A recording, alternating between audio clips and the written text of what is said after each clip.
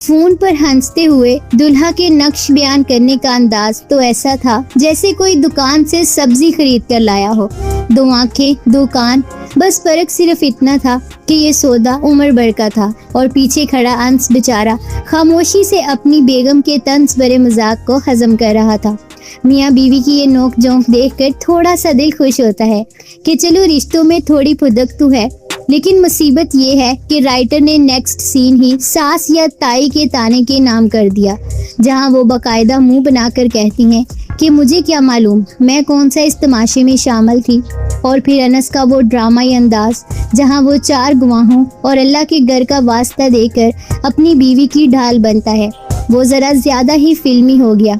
इससे बेहतर था कि अनस कोई हल्की फुल्की हंसी मजाक वाली बात करके ताई का मुंह बंद करा देता, बजाय इसके कि मोहल्ले की पंचायत वाला माहौल बन जाता और अंसा का भी ताई को ये धमकी देना कि मैं रिश्ता भूल जाऊंगी घर की इज्जत का जनाजा निकालने के लिए काफी था, क्योंकि बुजुर्गों से इस टोन में बात करना हमारे यहाँ कम से कम हजम नहीं होता।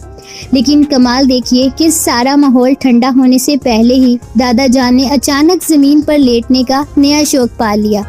कमरे में दाखिल होते ही अंसा का दादा को बेहोश पाना इस बात की गवाही दे रहा है कि अब अगले 2 हफ्ते तक घर में सिर्फ एम्बुलेंस की सायरन और रोने धोने की आवाजें ही सुनाई देंगी। और राइटर ने कहानी को सस्पेंस देने के चक्कर में दादा जान को बिल्कुल ही सदमे में डाल दिया। हालांकि अगर दादा जान बेहोश होने से पहले अंसा को कोई आखिरी नसीहत या वार्निंग दे जाते तो इस सीन में थोड़ा सा वजन पैदा हो जाता, वरना यूं अचानक जमीन पर गिर जाना तो बस नेक्स्ट एपिसोड का रेटिंग खींचने वाला एक सस्ता हथकंडा ही लगता है।